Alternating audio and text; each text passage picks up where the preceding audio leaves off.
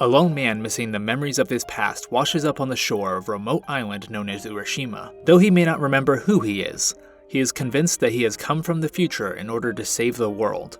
But can this mysterious man on a mission truly create a better future from an island held captive by traditions of the past?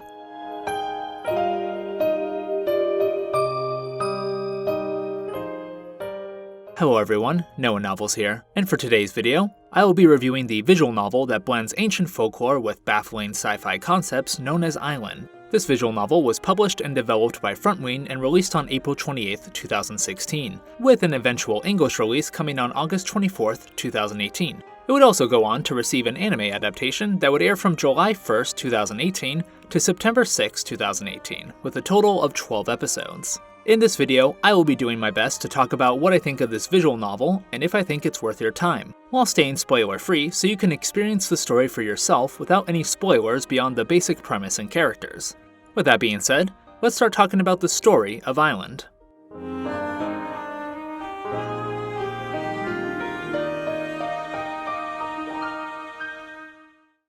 As I said earlier at the beginning of the video, Island starts off with our unnamed main character washing onto the shore of a remote island called Urashima with no memories of who he is or his past.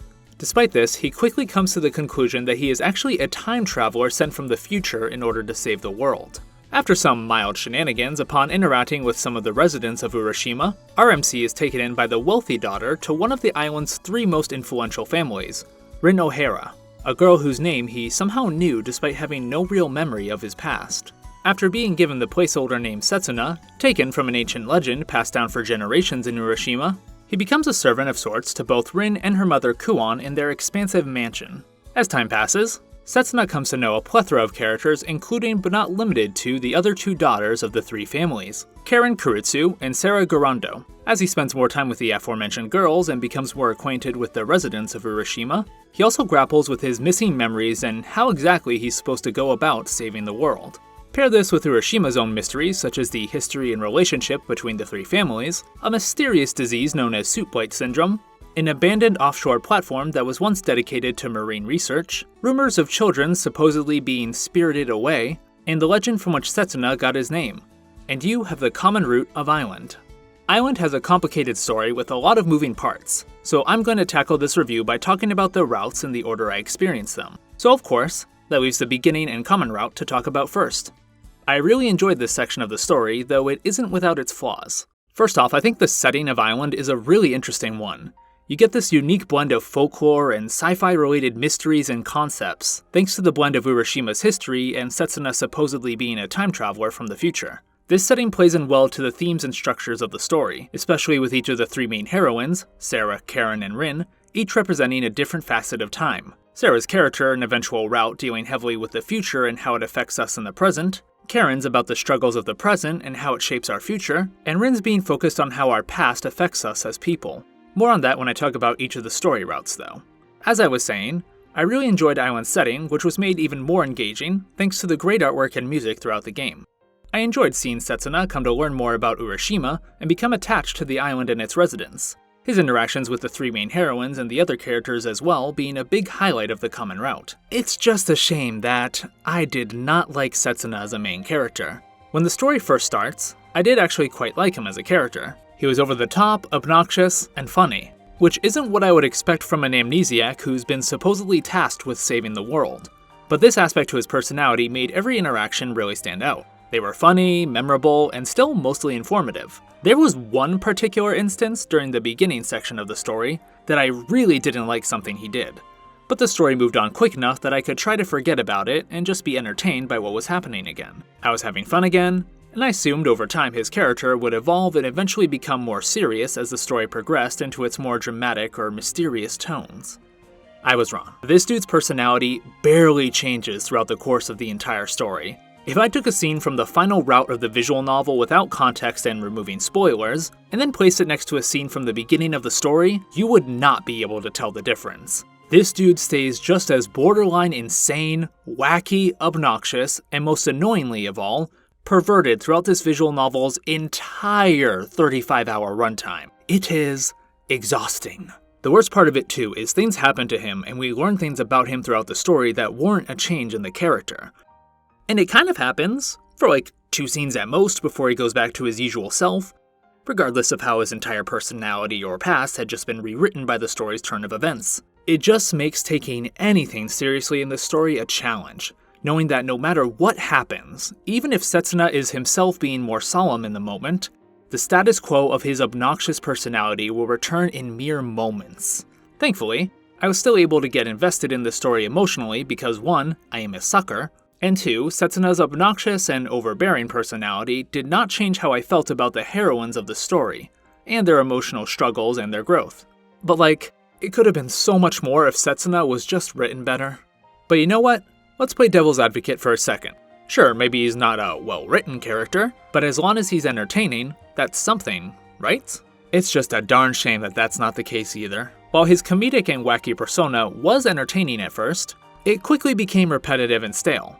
Sure, some scenes were still funny, but nothing felt special or important in the moment because no matter what interesting or emotional moment was being relayed to me, I had some pervy antics or stupid misunderstandings on Setsuna's part to also deal with. And also, putting all this aside, sometimes he was just a bad person. His perverted behavior and actions crossed an uncomfortable line a few times, and that makes it really hard for me to care for him as a character, entertaining or not. The story, again, always moves past it fast, but no matter how fast a story tries to move along, things you don't like stick with you. So yeah, there's my college paper on why I don't like Setsuna as a main character. Wait, what were we talking about again? Oh yeah, Island's common route. So as I was saying, the common route of Island is very interesting, but it can be a challenge to get through thanks to Setsuna's writing. If you can muster through it, you are treated to a unique and vibrant setting, a mysterious and intriguing tone thanks to the mysteries of both Urashima and Setsuna's missing memories, memorable and likable characters, and really great foreshadowing and build-up to each of the main story routes. There's also a decent amount of bad and alternate endings throughout not just the common route, but the heroine routes as well. They're all pretty short, but I found them all to be interesting alternate ways things could go down. Some of them especially becoming interesting in the grand scheme of things when you know more about the story's mysteries. I made it a point to try and get them all as I was going throughout the story, but I did miss some and had to read through them once I finished the main story. But anyways, once you get to the climax or end of the common route, depending on your choices, you are set on one of 2 of the main heroine's routes. For this review, I will be talking about the character route I read first, which was Sarah's.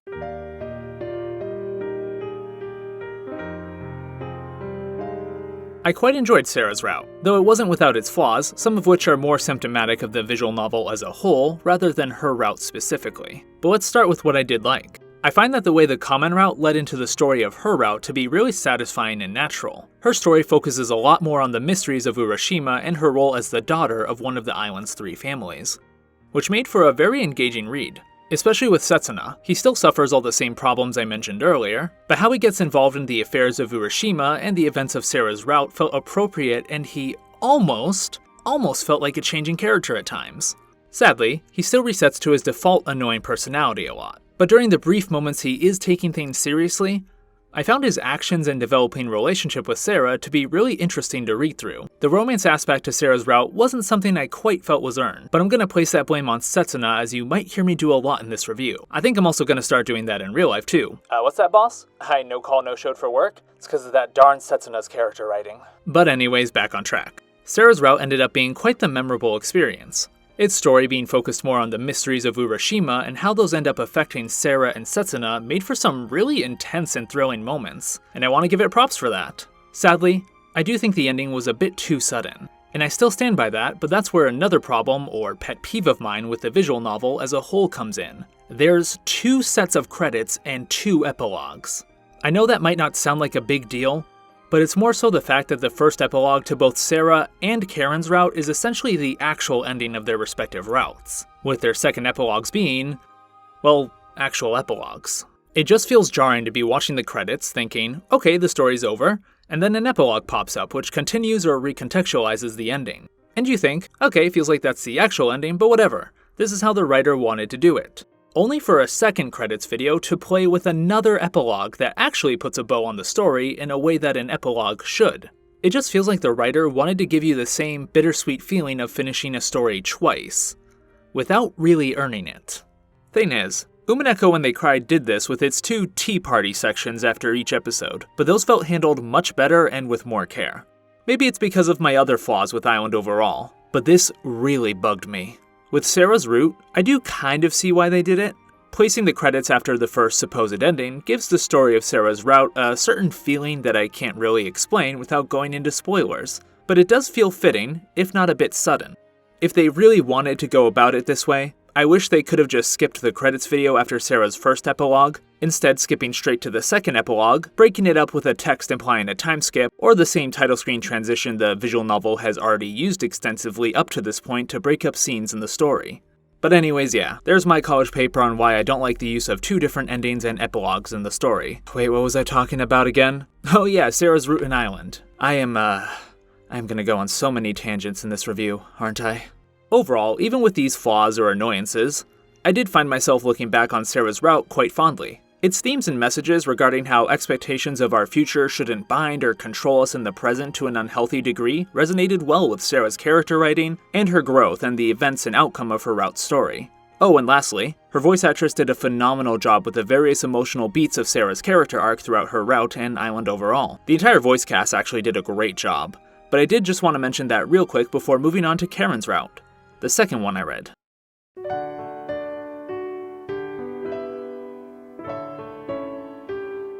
In concept, I should have liked Karen's Route more than Sarah's, but oh boy does it struggle with its story. Let's start with what I liked. First of all, Karen as a character. She was my favorite going throughout the common route. Her personality made her seem energetic, fun, but clearly still dealing with emotional baggage that we'd come to see addressed in her route. And it's addressed efficiently up until a certain point in her route's story. A big part of her character and her route deals with the dangers of idealism, and how hard it is to actually follow through on your dreams and change yourself as a person for the better.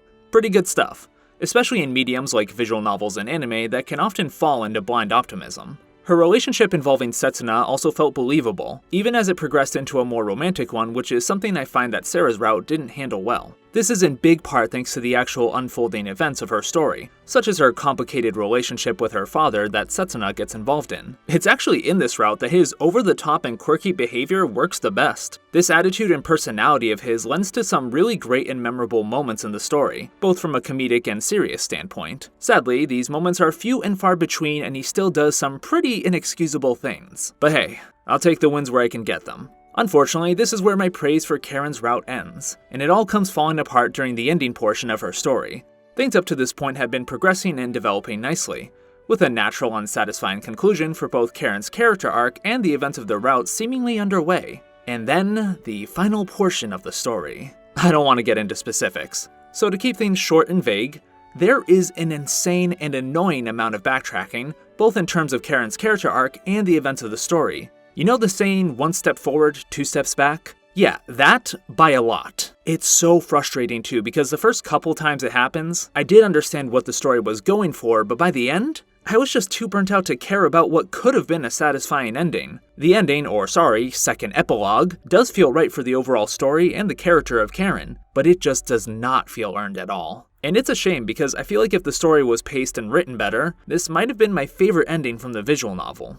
But as it stands, it's a good ending that I felt little to nothing from, because I had to slog through a finale that felt like it was actively trying to destroy all of the progress it had made with the story and character development beforehand. And yeah, the 2 different credits and epilogues, one of which essentially being an actual finale, did not help with the experience either. Honestly, if the route just ended on the first actual ending before either of the epilogues, it would have been so much better. But I digress. So my final thoughts on Karen's Route? From its start up until the beginning of the final act, I really enjoyed it. It focused less on the mystery aspect to Island's story, but it traded that in for a well-written and emotional character arc for Karen. Refusing to change in the present guarantees a stagnant future. But that doesn't mean you should blindly rush forth into any dream or flight of fancy with reckless abandon. That's just as dangerous, if not more so, than fearing change and progress in your own life. That's a pretty profound takeaway, right? I just wish it wasn't attached to a horrible mess of an ending. What could have been my favorite route of the visual novel thanks to my personal enjoyment of Karen's character and the very believable romantic progression between her and Setsuna turned into a disappointing slog by the end. So I have to give the edge to Sarah's Route. While it still has its flaws and I didn't buy the romance between her and Setsuna, it was paced and executed miles better than Karen's Route. But that leaves us with one heroine who has a route to cover, Rin. Rens Route unlocks after finishing Sarah and Karen's, and for me, this is another mixed bag of a route. There is stuff I really like in here. Ren easily had the most compelling emotional issues and backstory during the common route, and that's all expanded on in really interesting ways during her route. The two biggest issues with her route are the exposition dumps and constant plot twists or subversions. For the exposition dumps, two particular instances come to mind. The information being disclosed was honestly really fascinating and recontextualized the story in interesting ways. But man, actually getting through them was a slog. The story just grinds to a halt while you have to process this huge amount of game-changing information for 20 minutes at a time. Along with being a pacebreaker, it's just kind of exhausting. I would have much rather they made Rens Route 1 or 2 hours longer and kind of spaced out small bits of these big moments which would eventually become the full picture that the story conveys in these moments. I just feel like that would be more palpable, and it would let readers enjoy the other aspects of her route even more. But you know what? A lot of mystery-heavy stories struggle with these info dump sections, so it is what it is. Is what I would say if it wasn't for the second issue I mentioned with her route. Every single time you feel like you've gotten a grasp on the story and understand things better, the story throws an unexpected plot twist that subverts everything you've come to know and learn. And I'm fine with stories that do that. Honestly, I quite like being surprised at the turn of events in any given story. But when I start processing information mechanically with the mindset of, well, I wonder how this is going to be shown to be false after 2 more scenes, there's an issue. Having plot twists and subversions is fine. I typically actively encourage stories to try and throw me for a loop. But when they're done so often without any real purpose to either the overarching story or the character development, it just comes off as lazy. Not to mention all these big gotcha moments, well, they lose their impact after becoming numb to subversions in the story. And the story is definitely trying to keep you intrigued and guessing, but for me at least, I just kinda blankly accepted whatever new information I got and proceeded to read without any change in my mindset. It's a shame too because there are a lot of emotional moments and concepts that work really well and kept me invested in the story and characters enough to see her route through to the end. But it could have been a much better experience. Her relationship with Setsuna is complicated too because while I do like their romantic progression, it's another case where the whole thing doesn't feel impactful because of how Setsuna is as a character. So overall, what did I think of Ren's route? I think it's an engaging, emotionally gripping culmination of not just Ren's character progression, but every aspect to Island's story and characters. The highs were really high and I found myself having a blast during them. But what could have been a profound conclusion to Island turned into a half-baked and cheap thrill ride with plot twist after plot twist breaking my engagement and interest. Still though, if things actually ended when the first set of credits rolled around, I'd probably look back on the whole thing more fondly. Island had been an imperfect ride up to this point, sure, but definitely a unique, memorable, and occasionally profound one as well. But this is Island after all, and the end isn't really the end when it comes to this VN. And things, well, they get a little wild here. As per usual with Island, after the first set of credits, there is a continuation of the story that picks up where the story left off. And things take a really interesting and compelling turn. It was another subversion, but one that I found really intriguing as it went along. This continued until the end of this story segment, which leads into a whole other route to this visual novel. One that is insanely different and clashes tonally with everything we as the readers had experienced up to this point. I'm really not exaggerating when I say this, but it feels like a whole different game. Obviously, it connects to the story content beforehand, especially as it goes along, but every time I would boot up this VN to read through some more of this section to the story, I would always be inwardly thinking, how the hell did we get to this? But you know what? This part of the story is kind of amazing. My gripes with Setsuna still stand, but if you ask me what were some of the most memorable and emotional moments from Island as a whole, most, if not all of them, would be coming from this portion of the story. I'm really gonna have to leave it at that, because even discussing the basic premise or start to this story route would contain massive spoilers, but props where props are due. This section of the story was really well written, engaging, and delivered on some powerful themes and messages, much more so than any of the other previous story routes. It's like the writer suddenly felt confidence in the story they were telling, and didn't feel the need to constantly backtrack with plot twists or subversions or anything else that was plaguing the story beforehand. I just wish that it didn't feel so at odds with everything that came beforehand. Honestly, Island feels like a visual novel that should have been 2 titles, the first being everything up to this story route, and the second being this portion of the story and what comes after. I feel like doing so would have made the jarring nature of this story's progression more natural, as they would legitimately be 2 separate titles, obviously tied to one another but separate by design. I don't know, maybe that wouldn't do anything, but I figured I'd throw that out there. Putting aside Setsuna's annoying personality and how jarring this story route is, Island had at this point genuinely become fantastic, so I was really optimistic when this part of the story ended and the true final act began. The good times were fun while they lasted, I guess. I'll start with talking about what I liked. It started off really strong. The story felt more like itself again, but it did still feel like it was genuinely different because of the story route that had just come before. Familiar territory, but with characters and plot points that felt impacted by what had just transpired. Setsuna was still annoying as a character, but the story did manage to bring things to a really satisfying and almost poetic conclusion. Everything once again felt like it had come full circle, and I felt confident that I could recommend Island to you guys watching, rocky as a journey it may be. But credits roll and the story continues. And where do I start? Okay, the answer to all the mysteries and overarching questions throughout Island. While many a times beforehand readers had been led to believe they have seen the truth of it all, it's only now that the visual novel really lays every facet of its intricate and bizarre story for all to see and read, and I do not like any of what it ended up being. I don't know if maybe I'm just genuinely not smart enough to understand what the story was trying to explain, but the answers to both the folklore mystery aspect and then Setsuna's more seemingly sci-fi driven mystery since he claimed to be a time traveler, well, they made no sense. In concept, the truth of it all is actually really cool and could have made for something so mind-blowing, if only it were written competently. I feel like it opens itself up to so many contradictions and plot holes too. And there are elements that are just straight up unexplained or left ambiguous.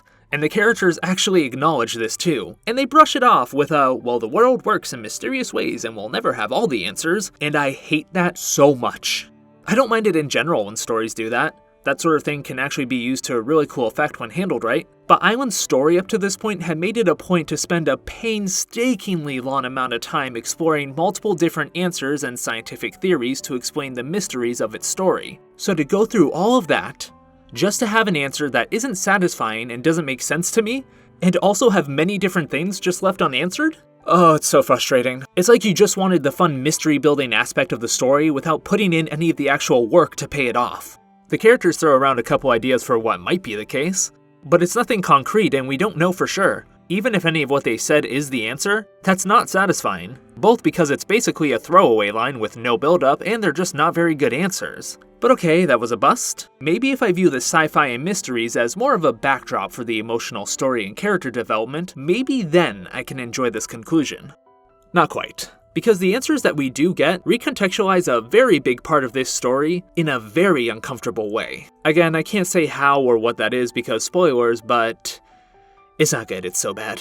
Putting aside the uncomfortable aspect though, it just feels like it's actively going against every satisfying or happy moment that had been experienced in the story up to this point. Then we just suddenly switch to focusing on something and someone else because of what the answers to all the mysteries make Setsuna realize, and I'm supposed to feel emotionally invested, but I just can't. I feel empty, and then the story just up and ends. And I don't even know what I'm supposed to take away from the ending of the story. I can't tell if it's supposed to be an optimistic or hopeful message I've been given, because it has a very big reveal at the very last moment, and then there's one scene after the final credits. But the scene doesn't answer or conclude anything, and the whole thing feels so ambiguous. It's almost as uncommitted to giving me a conclusive ending as Setsuna is to retaining a serious attitude for more than 2 scenes at a time. It almost feels like a lead into a sequel, but I genuinely can't imagine that being the case. Where could you take the story from here? I feel like somehow everything and yet nothing has happened, and a sequel would just be more of that. And I'm probably just misunderstanding what the ending was trying to convey anyways, but I'm fine with that because this ending is so unfulfilling.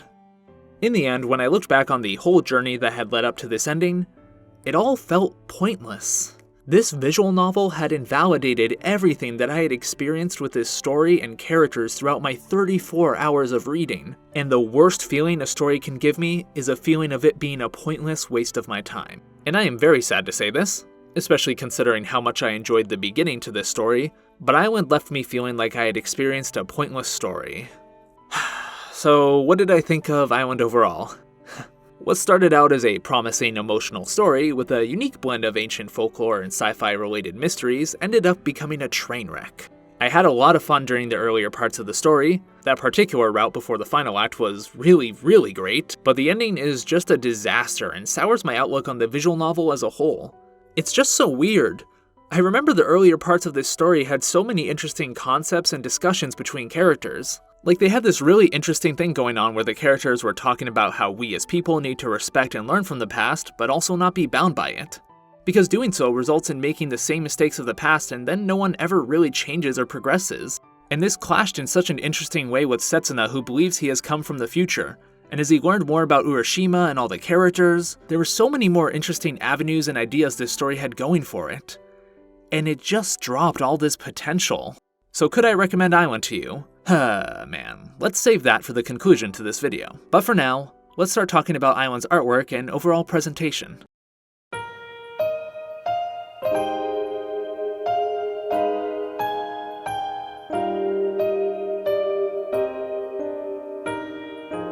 The artwork in Island is really good. I honestly don't know how much I can say about it. It's just full of very well drawn and pleasing to look at artwork. The character sprites are all expressive, their designs are really cool, I especially like Ren's outfit, and every interaction felt more alive thanks to them. The visual novel would occasionally move or slightly animate the character sprites for certain moments, and I always found that those moments landed particularly well. The backgrounds are all good as well. They bring all of the important locations to life well, and some of the ones at nighttime are especially beautiful. You have a decent amount of CGs too, which are all pretty good looking as well. I found that earlier in the story, I had trouble taking any CG with Setsuna's goofy face in it seriously, but once I accepted his character for what it is, I didn't have as much trouble with it. Once again, the CGs at nighttime end up looking especially beautiful, and I found a lot of the CGs from the climax of the individual story routes to be really memorable. So yeah, Island has plenty of great looking artwork and a plethora of CGs that bring some of the most impactful and memorable moments of its story to life beautifully. Its art isn't especially unique or groundbreaking, but it's all well drawn and serves the story well. The soundtrack to Island is really great. You have a decent variety of tracks that fits both the unique setting and emotional beats of this long story very well. It's honestly a shame that such a good soundtrack is used on such a baffling story. I will say I feel like some tracks were repeated a little too much, but even so, the tracks in this visual novel are just beautiful. You have music tracks that are soothing, comedic, exciting, mysterious, eerie, melancholic, uplifting, and a bunch of others that fit whatever tone or style the story needs at any given moment. The soundtrack feels like it embodies both aspects to Island's setting and story very well, with music that feels in line with both the ancient folklore heavy side of the story, and then music that feels in line with the sci-fi aspects regarding Setsuna and him supposedly being a time traveler. The opening song, Traveler's Tale, is also a pretty song that sets the stage for Island's story well. I remember being so excited by the potential of Island's story while watching it for the first time. There's also two ending songs for the credits, Present and Kimi ga Ita, and to be honest, by the time the credits were rolling in most of the routes, I was either burnt out or confused, so I wasn't paying great attention to them. But upon re-listening, they are pretty songs that feel like a fitting way to close off the individual character and story routes, even if I found most of the endings to be lackluster. The sound design is a weird mixed bag. Sometimes I feel like it can be used to great effect, whether that be making a tense scene even more nerve-wracking with some subtle sound effect to increase the intensity of the moment, or making the comedic moments stand out even more with over-the-top and funny sound effects, or just giving simple but important actions greater weight with appropriate and well-timed effects. But then other times it would just be overbearing. A lot of scenes that felt fine on their own just felt ruined by some misplaced and annoying sound effect. And sometimes they would use the same sound effect for both comedic and serious purposes, which really just broke immersion during heavier moments in the story. Like, there's one specific sound effect that always plays whenever Setsuna comes to an important realization, and it's played during really big turning points in Rens Route. But because that same sound effect was also used during scenes beforehand where Setsuna was just being a pervy idiot, I just didn't know how I was supposed to feel. Such a serious and important moment just got ruined because of this odd choice, and it's far from the only moment in the story to do so. So sometimes the sound design of Island is really good and helps envelop you further in the story, whereas other times it actively breaks the story's immersion. How very fitting for Island. Moving on to the voice acting of this visual novel, well, it's all fantastic. Every voice actor and actress brought their absolute A-game to their roles. And thanks to their great performances, all the scenes felt more alive and all the big emotional moments hit that much harder. Every voice actor and actress feels well cast, and they do an amazing job delivering on all the various emotional story beats of their characters. I want to give special praise to Yukari Tamara, who voices Rin. She's one of my favorite seiyus, and she does a phenomenal job of bringing Rin's complex character to life, especially as her route gets more and more intense. Also, she's Rika from Higurashi When They Cry, so automatic peak. Another noteworthy performance is Rie Murakawa as Sarah, who did a great job bringing Sarah's fun character to life. She also does a great job as Ram in ReZero starting life in another world, especially in the second season. She nailed Sarah's eccentric and weird personality for the comedic earlier parts of the story, and then also did a great job bringing out her more serious side as Sarah's route progressed. But again, everyone did a great job with the voice acting to this visual novel. Setsuna himself isn't voiced, and maybe if I actually liked him as a main character or found him compelling, that would bother me. But as it is, I am perfectly content with not having to listen to him speak. There's always the anime for that if I desperately need to hear him talk. Lastly, the UI of Island is also good. Its color palette matches that of the visual novel, it's easy to navigate, you have a great amount of save slots, which is very nice for longer visual novels such as this, and you have a CG and music gallery, allowing you to check and open your favorite pieces of artwork and music from the visual novel. One thing that was a little annoying is that every time you click on something, a voice line by Rin will play. And it was kinda cool and immersive at first, but after a while, it just became repetitious and annoying, especially with how calming and beautiful the title screen is. Having it constantly interrupted with Rin saying something just got to be a little much. Sorry, Yukari Tamura. I love your voice, but please let me click on the CG gallery in peace. But other than that, the UI of Island is both functional and nice to look at. Time to start wrapping things up.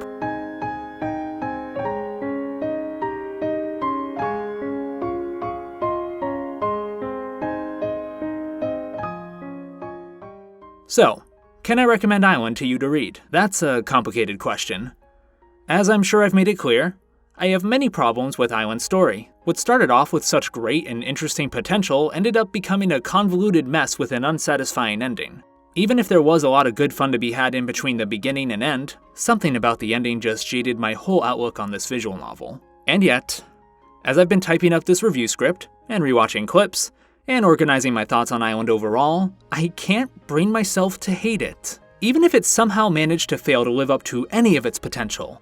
Even if Setsuna was an unbearable character. Even if most of the routes were messy with their pacing and endings. Even if the final true ending recontextualized so much of what came before in a weird and uncomfortable way. Even if it all feels like a pointless journey by the end, I still liked it and found myself attached to these characters? I don't know, maybe I'm in a toxic relationship with this visual novel, but I just can't forget the experiences I had while reading it. The emotional twists and turns of the character routes, the intriguing mix of folklore and sci-fi, the ambitious and weirdly amazing route that comes after Rens, the beautiful music and artwork. Looking back on it all, I still have fond memories and find myself missing these characters and time spent invested in Island's story. So should you read Island? That's really up to you. It's a struggle. Because to enjoy the good, you have to wade through a lot of either mediocre or bad writing. But if you can get invested in what you do like, appreciate the great moments for what they are in a vacuum, even if the final ending does not give any satisfaction and makes looking back on things complicated to say the least, if you can enjoy the highs of this story's journey, I say Island is still worth checking out. It has a unique premise, setting, and start to its story, and although it fails to follow through with almost any of its overarching questions or themes in a satisfying way, as I'm rewatching the opening and various other clips for this review, I find myself smiling and getting emotional. Island may have been frustrating and disappointing, but it's still a roller coaster of a story that I embarked on. And I think, if you go in with proper expectations, keeping everything I just said in mind, there is joy and entertainment to be found in its story. I know I spent a lot of time nitpicking and kinda tearing the story apart, but I'm still happy that I decided to read and review Island for this channel. But this is a channel where I score visual novels, and I try to be objective when doing so. So what would I rate Island? Let's recap. The artwork is well done and serves the story well. The soundtrack is really great. It has top-tier voice acting. The sound design is a bit of a mixed bag. The UI is mostly good, and the story? Well, I've gone over that in enough detail. Great potential at the start, annoying main character, hit-or-miss character routes, one amazing section of the story, and an insanely bad ending. I would give Island a 5 out of 10. You can buy Island for $40 on Steam or for $60 on Nintendo Switch. The only noticeable difference I can tell from a glance is that the Switch version apparently has an extra epilogue called Tomorrow is the Big Day that is not present in the Steam version that I played as far as I'm aware. Great. More epilogues. $60 seems a bit steep for me considering all the gripes I had with the story, even if there is an extra epilogue included, but $40 seems like a fitting price considering the length of the story and the high production values. However, I can understand being weary of paying $40 for something I had so much bad to say about. In which case, I'd wait for a sale and pick it up when the price is a bit lower. If you want another visual novel by Frontwing in the meantime, I cannot recommend ATRI My Dear Moments enough. It is less than half the length of Island, and it tells a masterfully written, emotional story that tackles a myriad of important topics and themes. It also has some sci-fi elements, as the title character, ATRI, is a humanoid robot girl who seems to be expressing genuine emotions. Something that should be impossible, as she is just a machine. If you want a more in-depth look on ATRI My Dear Moments and why I found it to be an emotional masterpiece, I have a review on it which I will leave a link to in the description of this video.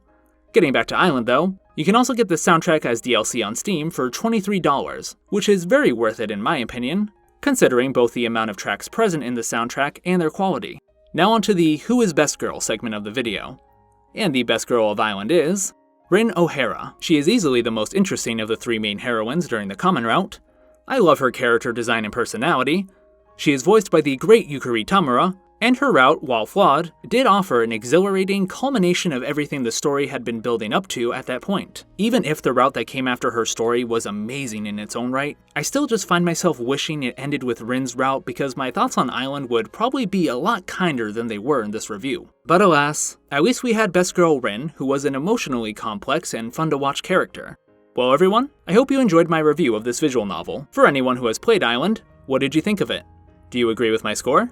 And what was your favorite route from the VN? This is easily the most complicated I've felt on any particular visual novel in a long time. So I would really love the chance to discuss this title with everyone and hear other thoughts, takeaways, and opinions on it. And I obviously just like talking about visual novels too, in case the content on this channel hasn't made that clear. And for anyone who hasn't played Island, I hope I did a good job of going over my thoughts on this complicated title and explaining why I think you should or shouldn't read it. Depending of course on how important consistent quality and a satisfying ending is to you.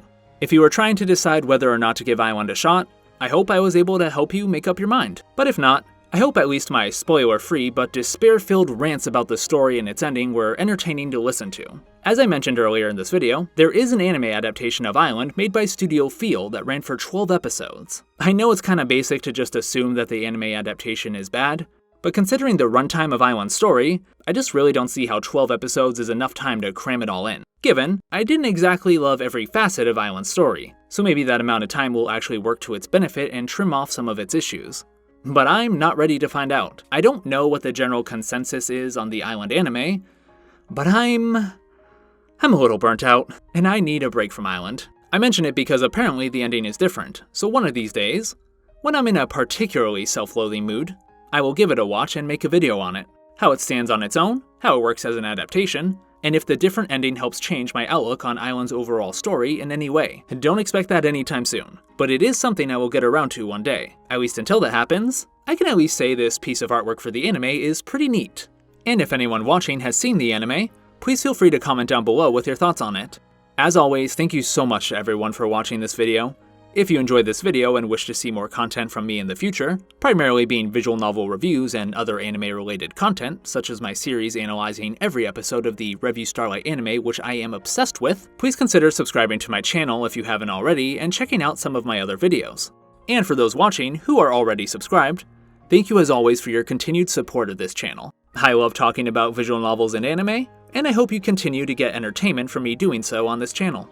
And lastly, thank you as always to the great editor of this video, OtakuBox. A link to his channel is in the description, and I highly recommend checking out some of the cool content he has on his channel, such as his most recent upload as of recording this video, which is about Horimiya.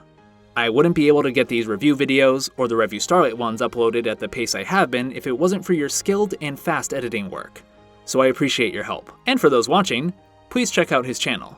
Thank you again to everyone for watching, and look forward to the next planned visual novel review video, which is going to be the start to a series of reviews that I am very excited to be doing on this channel. If you're really curious, you can check out my social media where I talk about the visual novels that I play through, but I will give a hint for any of those who are curious. Whose eyes are those eyes?